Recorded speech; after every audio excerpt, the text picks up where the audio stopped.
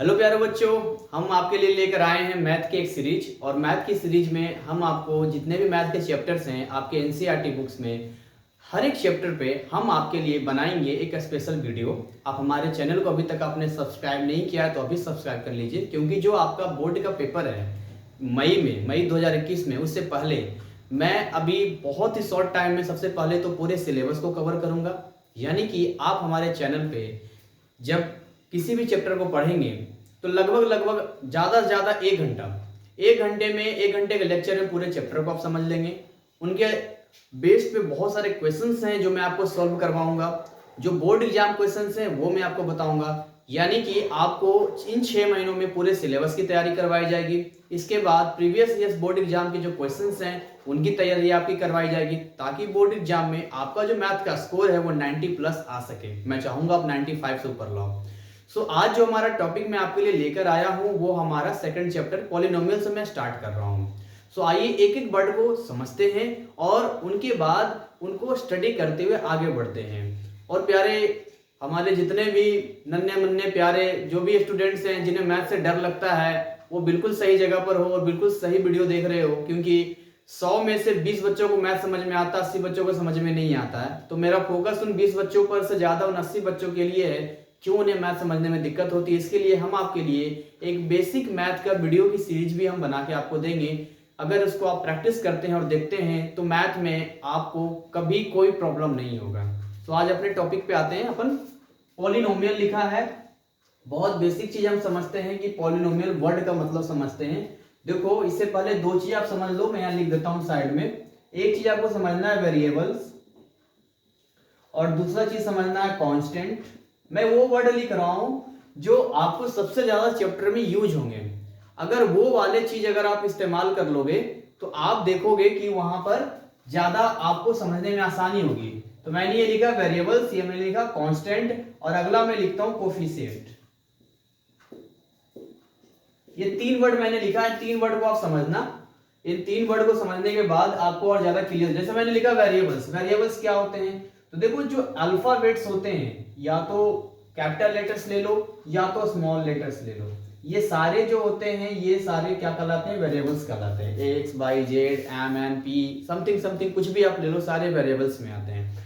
और कांस्टेंट क्या होते हैं? जो डिजिट होते हैं ना, डिजिट क्या होते हैं? Digit natural number 1 2 3 something something, या और भी कुछ प्लस माइनस जो इंटीजर्स लेते हैं वो सारे कांस्टेंट कहलाते हैं। अच्छा, कोएफिशिएंट क्या होता है? जब वेरिएबल्स और कांस्टेंट को एक साथ हम लाते हैं तो वहां पर सबसे पहले हम किसको लिखते हैं? कांस्टेंट को। जैसे लिखते हैं 2, उसके बाद लिखते हैं x। क्या लिखते हैं? पहले 2 लिखते हैं फिर x लिखते हैं। 5, उसके बाद क्या लिखते हैं? y। अगर सिंपली मैं m भी लिख रहा हूं तो इसके आगे 1 छुपा हुआ है। तो मैं आपसे पूछूंगा यहाँ पे इस 2 को हम क्या कहेंगे? इस 2 को हम क्या कहेंगे? तो इस 2 को हम लोग बोलेंगे कोफिशिएंट, कोफिशिएंट ऑफ x बोलेंगे। इस 5 को हम क्या बोलेंगे? इस 5 को हम बोलेंगे कोफिशिएंट ऑफ y। इस 1 को हम क्या बोलेंगे? इस 1 को हम बोलेंगे कोफिशिएंट ऑफ m। देखो मैं बहुत बेसिक पे जा रहा हूं, बहुत बेसिक चीजें समझा रहा हूं आपको ताकि समझ में आए।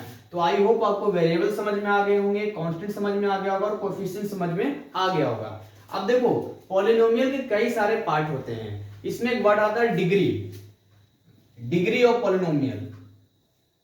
डिग्री जब भी आपसे पूछा जाएगा तो आप किसी भी पॉलिनोमियल को देखना, पॉलिनोमियल कैसा दिखता है भाई। मैं एग्जांपल लिखता हूं, जैसे मैंने लिखा 5x + 1, ये भी एक पॉलिनोमियल है।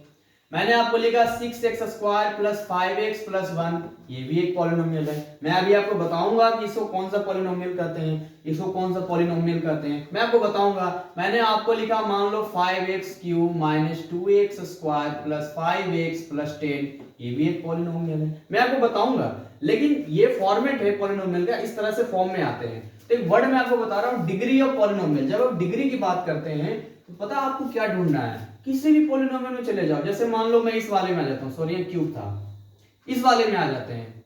तो भाई जब हम इस वाले में आएंगे और मैंने आपसे पूछा कि बताइए इस पॉलिनोमियल की डिग्री क्या होगी, तो सबसे पहली बात तो ये देखना, देखो वेरिएबल्स को चेक करो। देखो यहाँ क्या है? x3, यहाँ क्या है? x², यहाँ क्या है? x।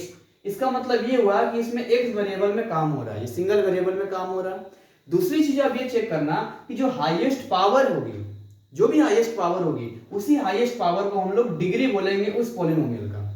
ठीक है, हम इनका इंट्रोडक्शन आपको करवा देंगे, इसे किस नाम से बुलाते हैं, इसे किस नाम से बुलाते हैं, इसे किस नाम से बुलाते हैं, इनका इंट्रोडक्शन आपको करवा देंगे। लेकिन मैं आपको क्लियर कर रहा हूं, मैंने वेरिएबल्स क्लियर कर दिया, कांस्टेंट क्लियर कर दिया, कोएफिशिएंट क्लियर कर दिया, डिग्री मैंने आपको क्लियर करने जा रहा हूं। अगर मैंने आपसे पूछा बताइए इसकी डिग्री कितनी है, जिसकी डिग्री क्या है 3 है। मैंने पूछा इसकी डिग्री कितनी है, जिसकी डिग्री 2 है। इसकी डिग्री कितनी है, इसकी डिग्री कितना है 1 है। तो इस तरीके से आप डिग्री बताओगे। अब हम आपको बताने वाले हैं कि ये how many types of polynomials, कितने तरह के होते हैं ये। तो देखो अब हम यहां से बात करते हैं, अगर ऐसा पॉलिनोमियल हम ले रहे हैं जिसकी डिग्री 1 है, जिसकी डिग्री क्या है 1 है, उसको हम लोग बोलते हैं लीनियर पॉलिनोमियल। देखो इसको 5x + 1, इसकी डिग्री कितनी है 1 है, तो इसको क्या नाम देंगे हम, लीनियर नाम देंगे, लीनियर पॉलिनोमियल। अगर किसी की डिग्री 2 है, यानी कि 1 से ज्यादा हो गई, 2 हो गई, इसको हम लोग क्या बोलते हैं, क्वाड्रेटिक पॉलिनोमियल बोलते हैं। अगर किसी की डिग्री 3 है तो इसको हम क्या बोलते हैं, क्यूबिक पॉलिनोमियल बोलते हैं।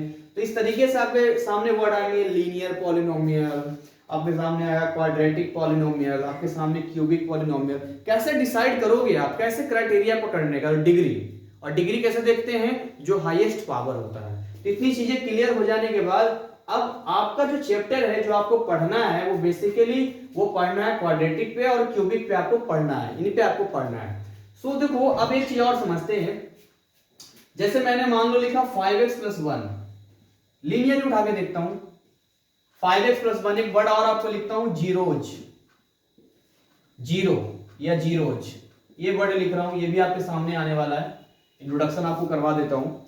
तो मैं लिख रहा हूं 5x + 1, तो 5x + 1 लिख रहा हूं मैं आपसे, सॉरी g=0 नहीं, केवल ऐसे लिखता हूं 5x + 1। मैं आपसे पूछता हूं कि आप मुझे एक बात बताइए, x की मैं ऐसी कौन सी वैल्यू पुट करूं जिससे ये जो पूरा सोल्व करने पे इसकी वैल्यू 0 आ जाए। मैं क्या पूछ रहा हूं आपसे, 5x + 1 आपके सामने मैंने ये लीनियर पॉलिनोमियल लिख दिया है। अब मैं आपसे पूछ रहा हूं कि यहां x की कौन सी वैल्यू पुट करें जिससे कि कैलकुलेशन करने के बाद टोटल 0 हो जाए। तो आप क्या करेंगे, सिंपली इसको 0 करेंगे, और बचपन में जैसे आपने पढ़ा है वैसे करेंगे। 5x, इस 1 को इधर भेजेंगे, -1, यहां मल्टीप्लीकेशन है, डिवीजन में जाएगा, x = -1/5, यानी x की कौन सी वैल्यू आ गई, -1/5। अब जैसे ही हम -1/5 पुट करेंगे, जैसे मैं पुट कर रहा हूं यहां पर 5 × -1/5 + 1, देखो 5 से 5 कैंसिल हो गया, क्या आ गया, -1 + 1 = 0। यानी कि यहाँ x की वो वैल्यू मैंने पुट किया है जिसको डालने पर ये पूरा पॉलिनोमियल की वैल्यू क्या आ रही है, 0 आ रही है। तो x के y के जो भी इसमें वेरिएबल्स होंगे, x या y हो सकता है, NPC कुछ भी हो सकता है, तो जो भी होगा, चलो x ही मान के चलते हैं, तो x की जिस वैल्यू पर पूरा पॉलिनोमियल 0 होता है उस वैल्यू को हम लोग 0 कहते हैं या जीरोज कहते हैं। क्लियर। जैसे अब मैं आपको बताऊंगा सर कितने 0 हो सकते हैं, तो देखो भाई यहां पर मैंने जो लिया था 5x + 1, यानी ये मैंने लिया था लीनियर पॉलिनोमियल लिया था। क्या लिया था, लीनियर पॉलिनोमियल। तो जब लीनियर वाले में बात करते हैं तो लीनियर वाले में देखो डिग्री कितनी होती है, 1 होती है, जिसका जीरोज भी 1 होगा, यानी कि x की कितनी वैल्यू आ गई, देखो यहां पर -1/5।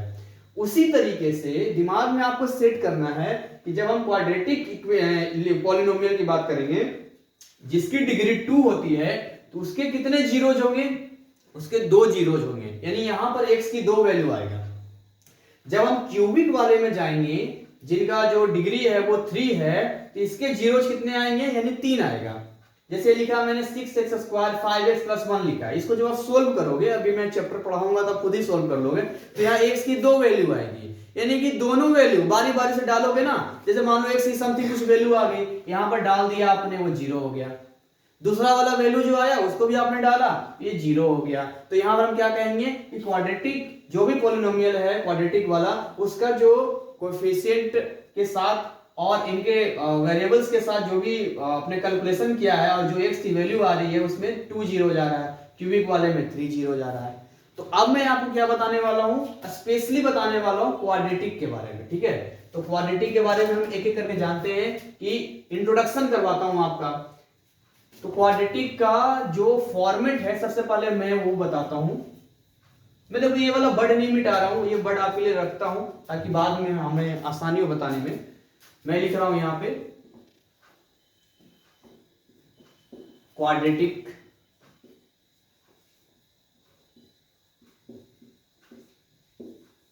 क्या मस्त लिखा क्वाड्रेटिक पॉलिनोमियल।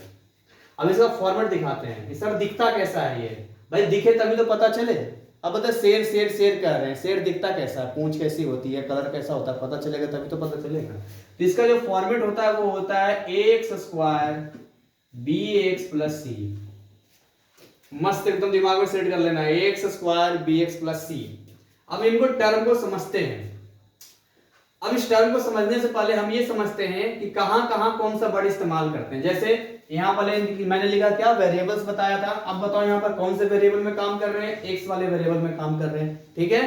सेकंड मैंने कांस्टेंट बताया था, यहां कांस्टेंट टर्म कौन सा आएगा, सी कांस्टेंट टर्म आ जाएगा। मैंने कोएफिशिएंट बताया था, तो कोएफिशिएंट मैंने बताया था कि जैसे एक्स स्क्वायर के आगे जो लिखा है वो एक्स स्क्वायर का कोएफिशिएंट कहलाएगा, एक्स के आगे जो लिखा है वो एक्स का कोएफिशिएंट कहलाएगा, ठीक है। तो हम लिखते हैं, देखो मैं यहीं पर लिख रहा हूं, इसको बॉक्स बना देता हूं, बहुत प्यारा सा बॉक्स बना देता हूं। अब मैं आपको लिखता हूं, सी को हम क्या कहेंगे, बोलो क्या कहेंगे सी को, वेरी गुड, कांस्टेंट टर्म बोलेंगे। सी को हम बोलेंगे कांस्टेंट टर्म। जरा bx पे फोकस करो, bx पे फोकस करो। हम b को क्या बोलेंगे, इस b को, इसको हम बोलेंगे कोएफिशिएंट ऑफ x बोलेंगे।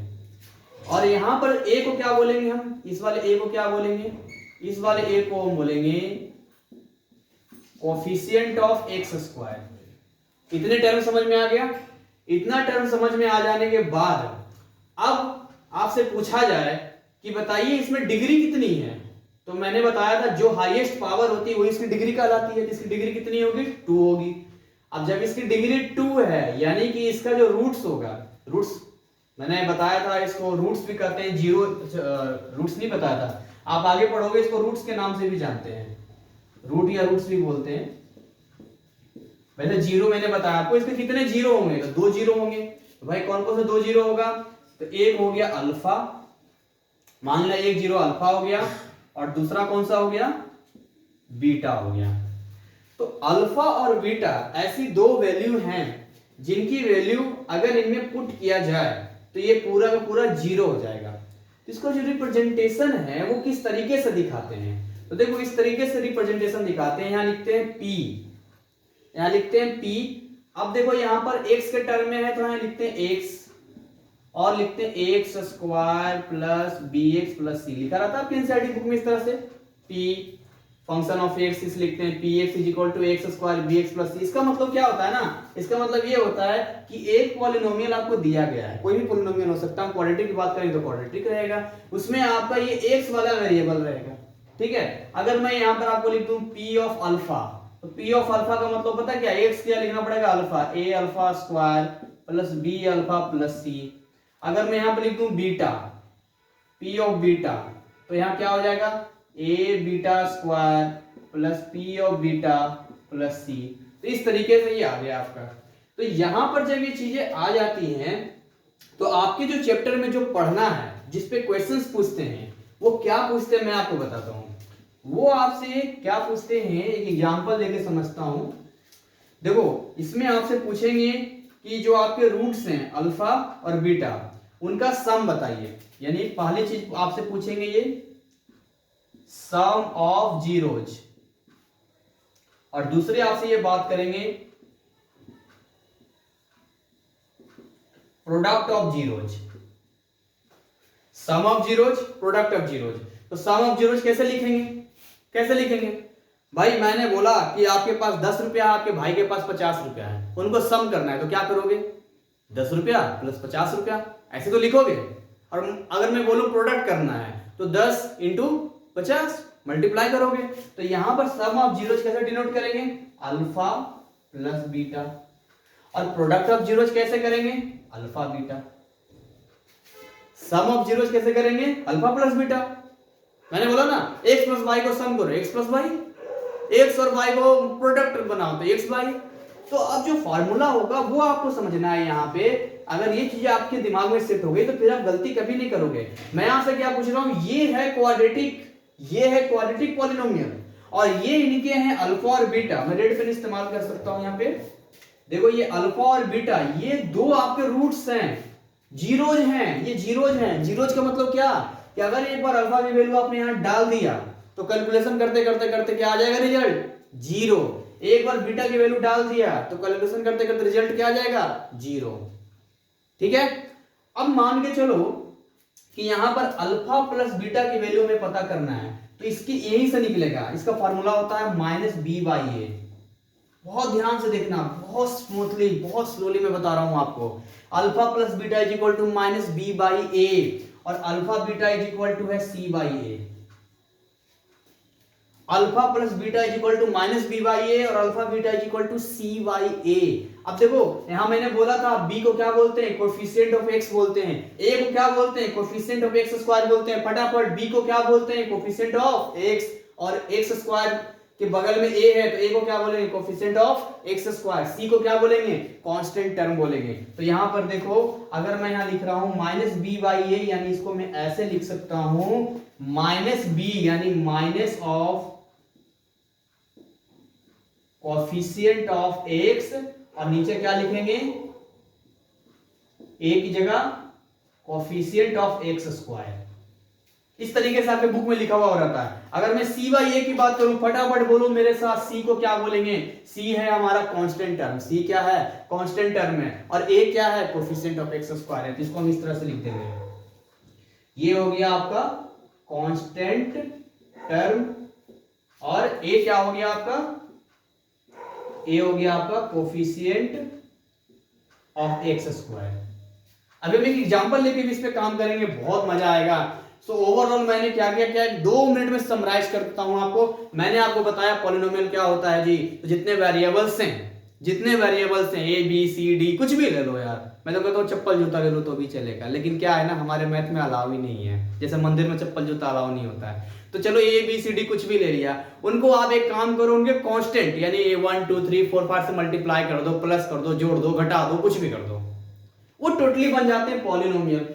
पॉलिनोमियल में फिर मैंने आपको बताया कि कोफिशिएंट क्या होता है, तो जो वेरिएबल होगा उसके साथ वाले जो प्रोडक्ट मल्टीप्लाइड, जो भी डिजिट होगा, जो भी कांस्टेंट होगा, उसको कोफिशिएंट कहेंगे। मैंने डिग्री भी बताया आपको कि आप कोई पॉलिनोमियल देखना ऐसे करके, उसमें देखना सबसे हाईएस्ट पावर कौन सा है, जो सबसे हाईएस्ट पावर होगा वो उसका डिग्री कहलाएगा।